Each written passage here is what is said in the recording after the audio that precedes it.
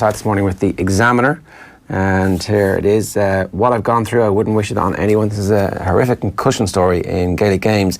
Retiring Galway footballer Cormac Bain, on his concussion nightmare, suffered a couple of really bad concussions and is out now from the sport forever. Stuck in the middle, Liam Brady on Ireland's central cause for concern. Liam Brady, one of Ireland's great midfielders, sees some issues with the midfield area. Kieran Shannon, sport has a cruel way of reminding greats that they too are mere mortals.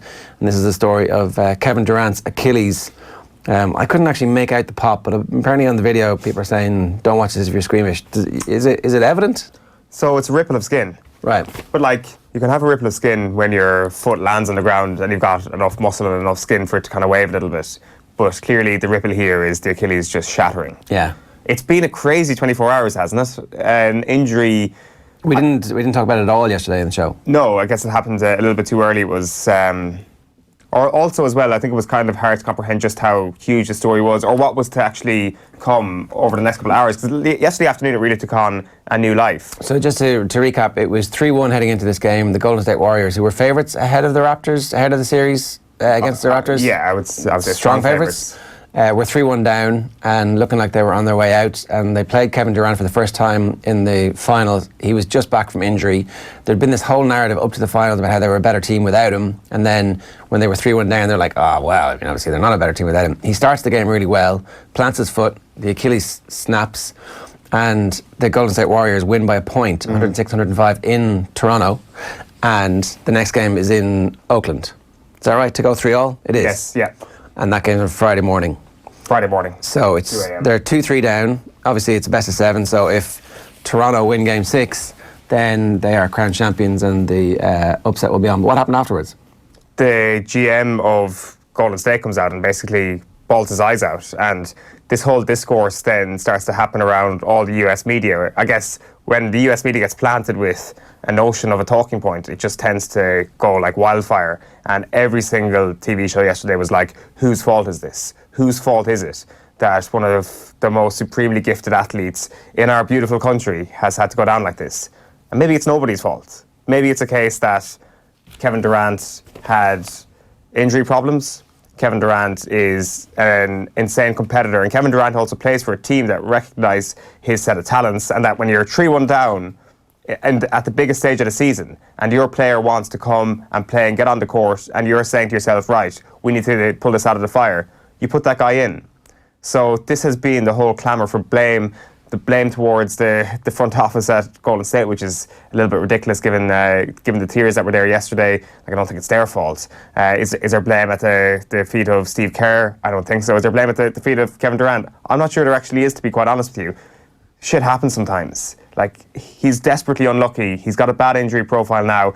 This is all exacerbated by the fact that Kevin Durant has probably played his last game for Golden State Warriors. Is that going to happen? Is there not? So his Achilles, it's a year, basically. It's 8 months to a year out. So he won't really be available until the middle of next season, or the end of latter half of next season, and potentially won't be any good until the following year after that. So did Golden State not just roll his contract up for a year and say, we will look after you, we'll put our arms around you? That's a very good point, actually. That's something that hasn't been discussed too much, the idea that Golden State now actually have the power. And I think that will become a huge talking point once we're away from the sensitive area of Kevin Durant being hurt. So Durant was supposed to be leaving to join the Knicks. Knicks, yeah. I mean, I don't know why anybody would join the Knicks. They've been crap since the 70s. But he's going to join with Kyrie Irving, and they were going to make a super team. Well, like, before the draft lottery, they also had the supposed possibility of Zion Williamson as well. But the draft didn't even go, the lottery didn't even go the Knicks' way. So, like, if they managed to get Kyrie there as well as Kevin Durant, they would have a super team. But as you say, this changes everything in the short term.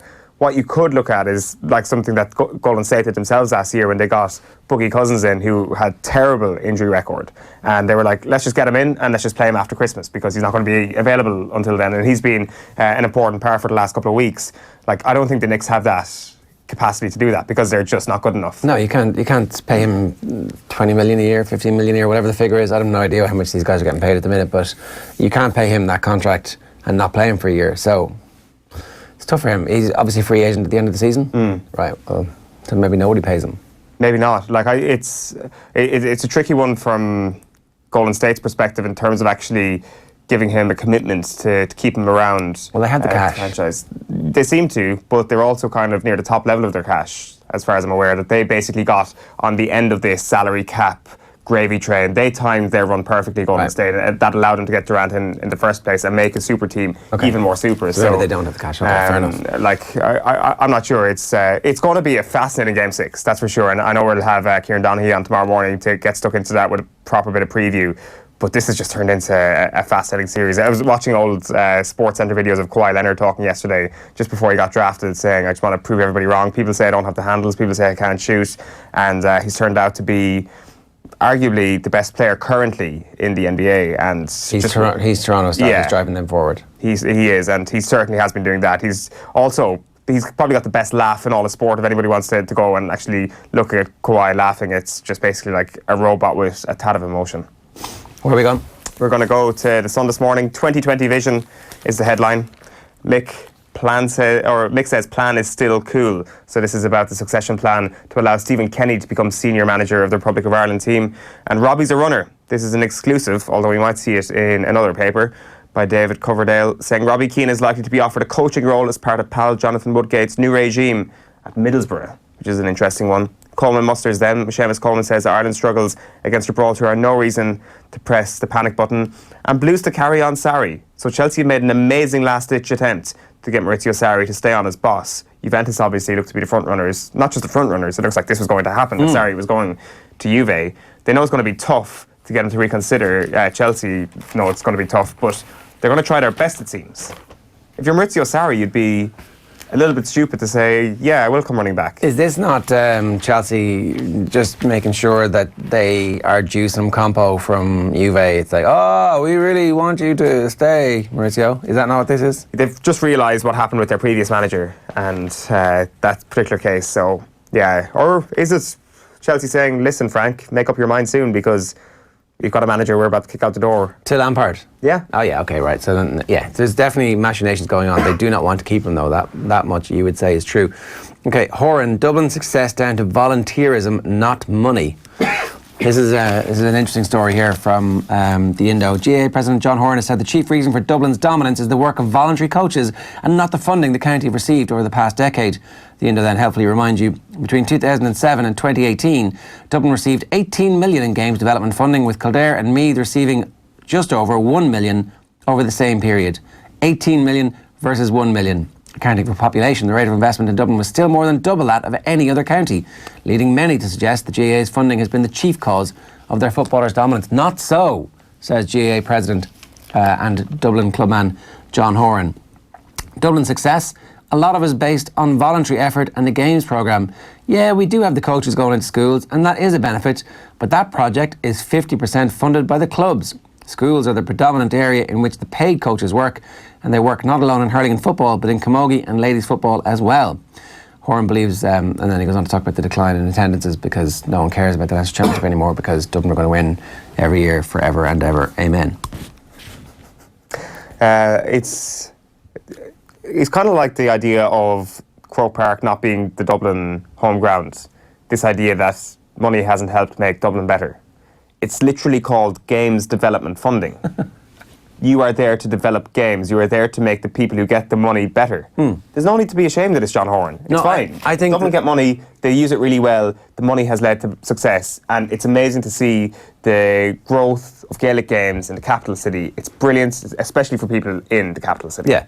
So I think that if I was in their shoes, I'd be going, this has worked, and now we need to match the funding in other counties, and we're looking at ways to make those counties be able to access this funding. So we have this, we're rolling out the pilot programme that we set up in Dublin as far nationwide as we possibly can. We're asking clubs within counties to collaborate, to share the cost of a games development officer in counties that aren't as populous, where clubs can't afford it. We're working on ways to bring Kildare and Meath up, as opposed to, no, it has no impact. That's not what it is. It's about the volunteerism. Because if you're a volunteer in another county and you read this, what are you going to think? Am I doing something wrong? Is it a not so subtle dig at me? It's not intended that way, but it's a little bit, it's completely unself-aware. That's what this is. It's like it's telling the volunteers in Kildare and Meath they're not doing their job right, because if they were, then it would be a level playing field, and it wouldn't be the procession that we've seen every year for the last 10 years. That's what that suggests. Whereas in fact, having club and these coaches, while they might do most of their time in schools, they don't come from nowhere. They come from clubs.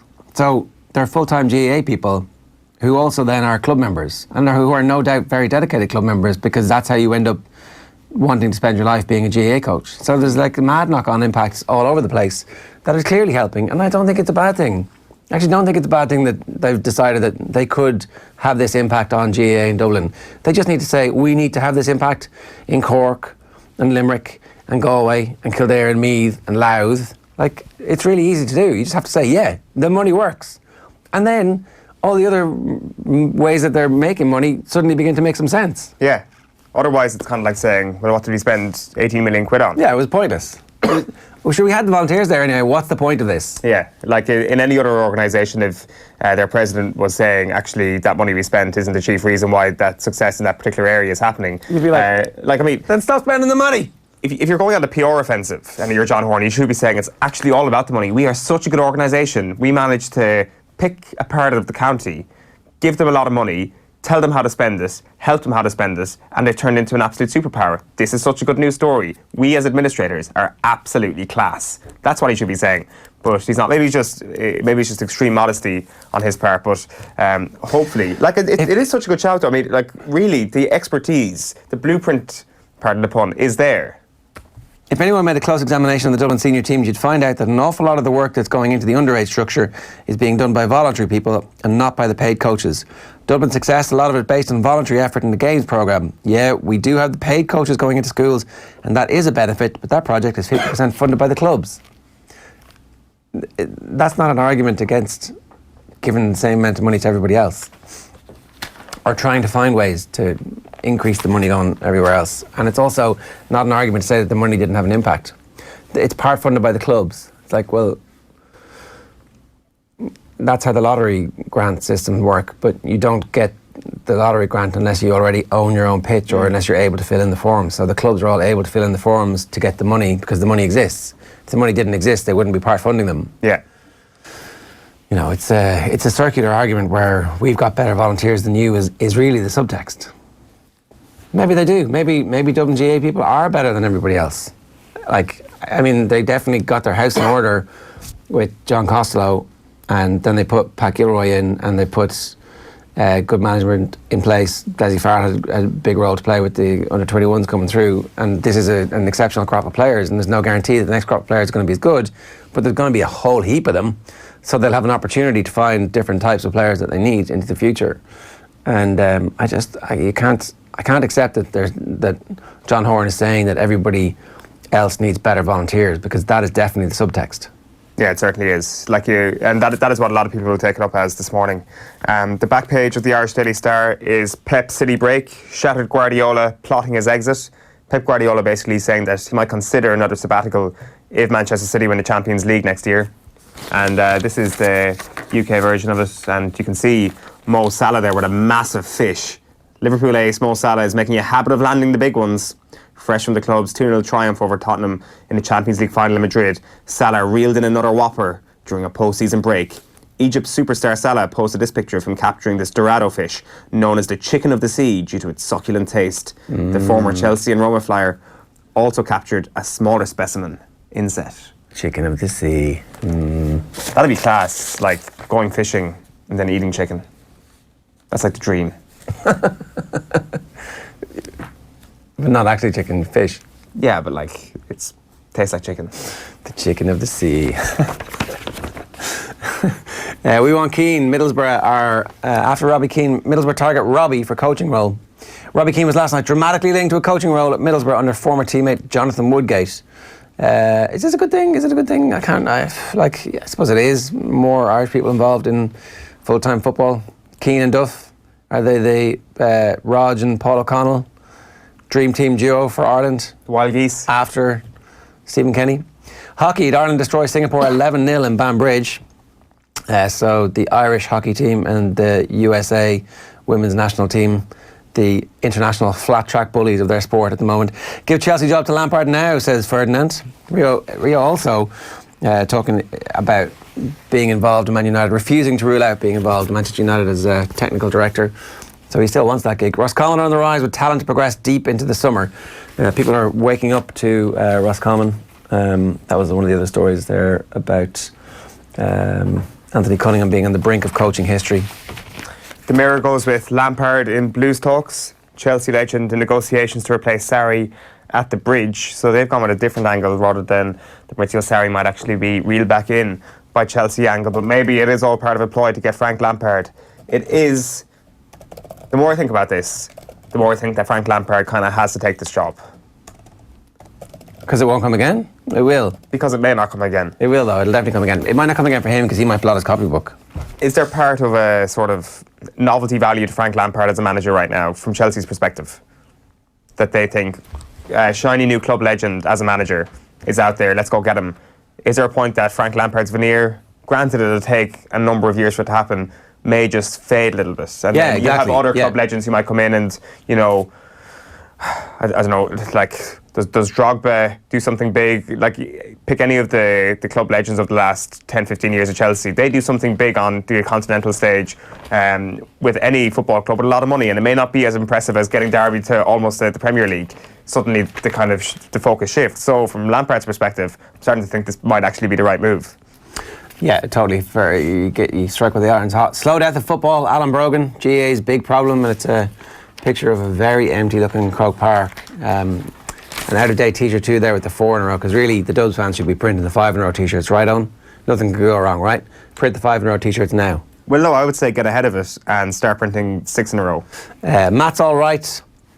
Seamus fullback rival Doherty on board despite snub. So Seamus Coleman and Matt Doherty still mates, despite the fact that Doherty didn't get a minute's playing time in the 2 games. And Mick McCarthy was defending that, saying he's a great player, I love him, he's a right wing back. Seamus is a better right back than him. Stop asking me these questions. Finally for me, The Guardian goes with this insane scoreline yesterday. USA 13, Thailand 0. Alex Morgan with 5 goals yesterday. Incredible stuff. Like, the thing is, you look at the minutes of the goal scored.